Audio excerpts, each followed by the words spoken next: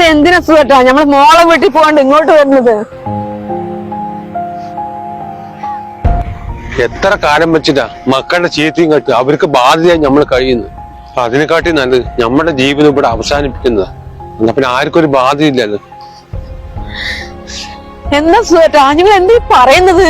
ഇപ്പൊ നമ്മൾ മോന്റെ വീട്ടിൽ നിന്നല്ലേ വരുന്നത്? അവിടെ എന്താ സംഭവിച്ചത് നീ കണ്ടതല്ലേ?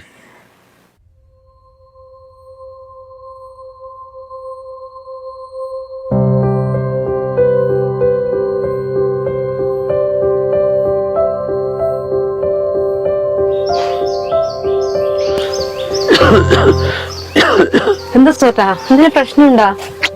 ഒന്നുമില്ല, നീ പേടിക്കുന്നു. നമ്മള്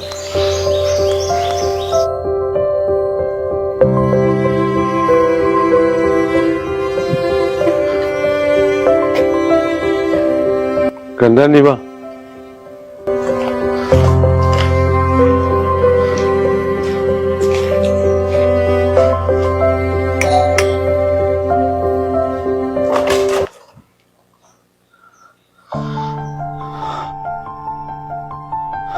നിങ്ങൾ എന്തിനാ ഇപ്പൊ ഇങ്ങോട്ട് വന്നത്? നിങ്ങൾ ഞാൻ ചേച്ചിയുടെ വീട്ടിലേക്ക് അയച്ചല്ലേ, പിന്നെ എന്തിനാ ഇങ്ങോട്ട് കെട്ടി ചെയ്യുന്നില്ലേ? അവള് വിട്ടതാ?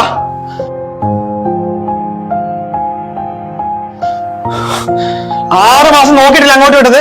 2 മാസം അവൾക്ക് ഇങ്ങോട്ട് വരിക. അവളുടെ ഞാൻ കഴിക്കാം. ഓ ഇപ്പം വിളിക്കുന്ന എനിക്കറിയാം. എന്താടാ എന്താ നീ വിളിച്ചേ? നീ എന്തിനാ അച്ഛനമ്മ ഇങ്ങോട്ട് വിട്ടത്? എടവിടെ ഏട്ടന്റെ അച്ഛനമ്മ നാളെ വരും. എല്ലാരും കൂടി വന്ന് എങ്ങനെയാ ശരിയാകുക? നിനക്ക് അറിയുന്നല്ലേ ഇവിടെ അതിന് മാത്രം റൂമൊന്നും ഇല്ലാന്ന്. എന്തായാലും ഒരാഴ്ച കഴിഞ്ഞാൽ പോകുന്നാ പറഞ്ഞിരിക്കുന്നത്. അതിനുശേഷം വേണേ നോക്കാം. ആ പിന്നെ ഇങ്ങനെ ഇടയ്ക്കിടയ്ക്ക് വിളിച്ചിട്ട് എന്നെ വെറുപ്പിക്കാൻ നിൽക്കരുത് കേട്ടോ. എടി അവളുടെ ഉടായ്പ് ഒരാഴ്ച എത്രേ?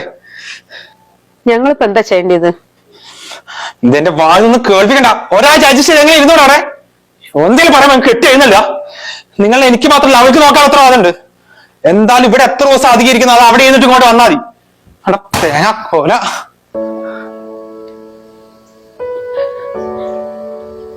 വാസുദേട്ടാ നമുക്ക് വേറെ വഴിയില്ല.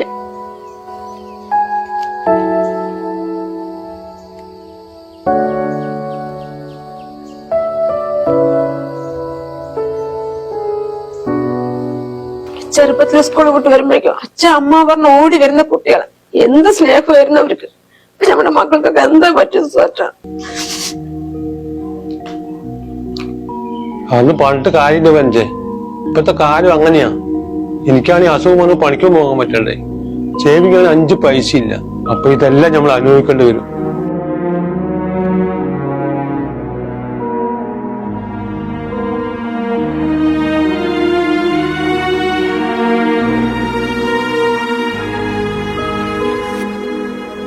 അല്ലേട്ടാ രാവിലെ വിളിക്കാൻ വരാ പറഞ്ഞതല്ലേ, നിങ്ങൾ എന്താ വരാത്തത്? ഇനി അവിടുന്ന് ഇറങ്ങിയില്ല? അത് അമ്മയും അച്ഛനോട് വന്നിട്ടേ. അച്ഛനും അമ്മയും വന്നോ? നമ്മൾ 6 മാസം നോക്കിട്ട് ഇപ്പഴല്ലേ ചേച്ചിനെ ഇവിടെ കൊണ്ട് വിട്ടുള്ളൂ. 2 മാസം മുമ്പ് ചേച്ചി ഇങ്ങോട്ട് അയച്ചതാ. അതെന്ത് പരിപാടിയാ? അതല്ല, അവളുടെ അമ്മായിയമ്മയും അച്ഛനും അവിടെ നിൽക്കുന്നുണ്ട്. അവരുള്ള സമയത്ത് ഇവരെ അവിടെ കണ്ടത് പ്രശ്നമല്ലേ. ഒരാഴ്ച അവരവിടെ നിൽക്കുന്ന പറഞ്ഞ് അതിനുശേഷം ഞാൻ കൊണ്ടുവിടും. ഒരാഴ്ച? എന്തായാലും ഒരാഴ്ച കഴിഞ്ഞ് ചേച്ചിനെ അവിടെ കൊണ്ട് വിട്ടിട്ട് മാത്രം നിങ്ങൾ എന്നെ ഇങ്ങോട്ട് വിളിക്കാൻ വന്നാൽ മതി, അല്ലെങ്കിൽ ഞാൻ അങ്ങോട്ട് വരില്ല. ഹലോ വെച്ചോയോ നാശങ്ങൾ കാരണം.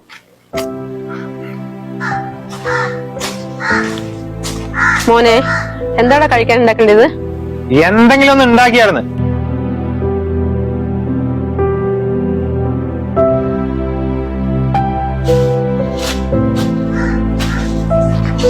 സുഖട്ടാ നിങ്ങൾക്ക് സുഖമില്ലാത്തതല്ലേ, അങ്ങനെ അധികം പണിയെടുക്കണ്ട. കൈ കെട്ടി വരും, ഞാൻ ചായ ഉണ്ടാക്കി വയ്ക്കാം.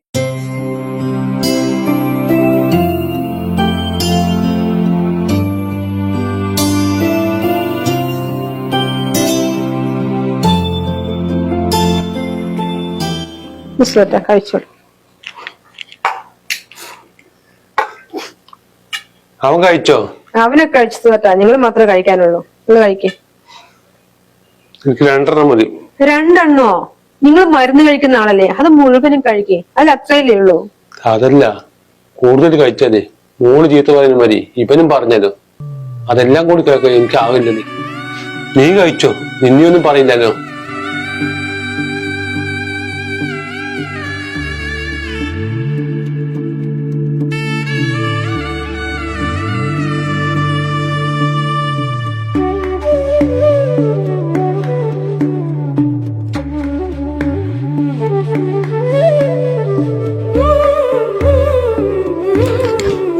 മോനെ, വരുമ്പോ അച്ഛന് മരുന്ന് വാങ്ങിട്ട് വരണേ. മരുന്നെല്ലാം കഴിഞ്ഞിരിക്കുക. മരുന്നോ? നിങ്ങൾ ഇപ്പൊ ശരിക്കും അവളുടെ വീട്ടിൽ നിൽക്കുന്ന സമയാ. ഇവിടെ നിൽക്കുന്ന സമയത്ത് ഞാനല്ലേ മേടിച്ചത്. മരുന്ന് വേണമെങ്കിൽ അവളെ വിളിച്ച് പറയും. നിന്റെ അച്ഛനാടാ അത്. പണ്ടൊക്കെ നിനക്ക് എന്തെങ്കിലും വേണം പറയുമ്പോഴത്തേക്ക് ഏത് പാതിരാത്രിയാണ് പോയി വാങ്ങിയിട്ട് വരും. അച്ഛൻ അത്രയും സുഖമില്ലാത്ത കാര്യമല്ല എന്റെ അടുത്ത് ഞാൻ പറയുന്നത്. നീ അതിന് കണക്ക് പറയുന്നോ? വെറുതെ ഡയലോഗ് അടിക്കുന്നത് പോയ നടന്ന്.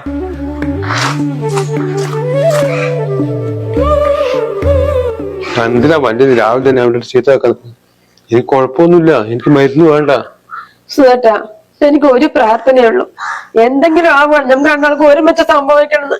അപ്പൊ മക്കൾ എന്തൊക്കെ പറഞ്ഞാലും നിങ്ങൾക്ക് ഞാനും എനിക്ക് നിങ്ങളും ഉണ്ട്. ഇവരുടെ ഇടയിലൊക്കെ ഒറ്റപ്പെട്ടു പോയിട്ടുണ്ടെങ്കിൽ നരകത്തിന് തുല്യ.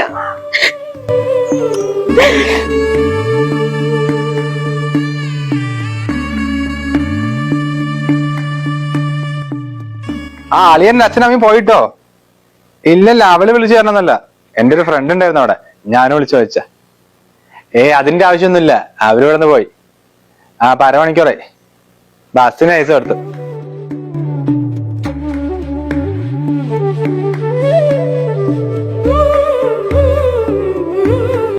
എന്തിനാണ് നമ്മുടെ മക്കള് നമ്മൾ അങ്ങോട്ടും ഇങ്ങോട്ടും തട്ടിക്കളിക്കുന്നത്? സുഖേട്ടാ, നമ്മൾ ആകുന്ന കാലത്ത് നമ്മളെ സ്വന്തം കാര്യം നോക്കിയില്ല, എല്ലാം മക്കൾക്ക് വേണ്ടി ചെയ്തു.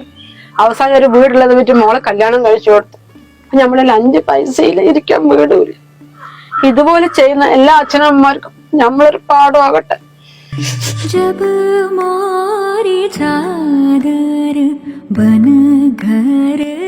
ദൈവം തന്ന ജീവിതം അവസാനിപ്പിക്കണം നമുക്ക് ആർക്കും അധികാരമില്ല. അല്ലെങ്കിൽ നമ്മൾ എന്തിനു മരിക്കണം? നമ്മൾ എന്ത് തെറ്റാ ചെയ്തത്? അല്ലാതെ വേറെ എന്ത് ചെയ്യാനാ? കയറി കിടക്കാൻ ഒരു വീട് പോലും ഇല്ല നമ്മൾക്ക്. അതെങ്ങനെ ഇല്ലാണ്ടായത്? വീട് വിറ്റ പൈസ മോന്റെ ജോലിക്ക് വേണ്ടി 5-8 ലക്ഷം കെട്ടിവെച്ചു. ബാക്കി പൈസ മോളെ കല്യാണം കഴിച്ചു കൊടുത്തു. അല്ലാതെ അതിന് 1 രൂപ പോലും നമ്മൾ ചെലവാക്കിയിട്ടില്ലല്ലോ. ഇനി അതൊന്നും പറഞ്ഞിട്ട് കാര്യമില്ലല്ലോ, എല്ലാം നഷ്ടപ്പെട്ടില്ലേ. അതെങ്ങനെ നഷ്ടപ്പെടാനാ? നമ്മൾ 2 മക്കൾക്ക് നല്ല ജോലിയില്ലേ? നമ്മൾ അവന്റെ ആവശ്യത്തിനോട് ചെലവാക്കിയതല്ലേ? അത് നമ്മൾ തിരിച്ചു ചോദിക്കും. തിരിച്ചു ചോദിച്ചാൽ അവർ തരും തോന്നുന്നുണ്ടോ? നല്ല മക്കളും തന്നില്ലെങ്കിൽ നമ്മൾ കേസ് കൊടുക്കും.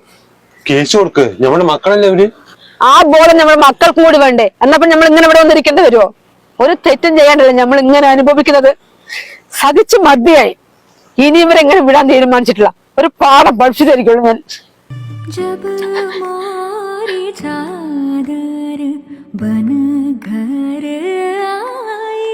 തീർച്ചയായിട്ടും എല്ലാ മാതാപിതാക്കളും അവരുടെ കുട്ടികളെ നല്ലപോലെ സ്നേഹിക്കുക, നല്ല കെയർ കൊടുക്കുക, നല്ല വിദ്യാഭ്യാസം കൊടുക്കുക. അത്ര മാത്രം മതി. അതിനുശേഷം നല്ല ജോലി കണ്ടുപിടിക്കേണ്ടതും തങ്ങളുടെ കല്യാണക്കാര്യവും ബാക്കി ചെലവൊക്കെ ആ കുട്ടികൾ സ്വയം നിർവഹിക്കേണ്ടതാണ്. അതിനവരെ ചെറുപ്പം മുതലേ പറഞ്ഞ് പ്രാപ്തരാക്കുക.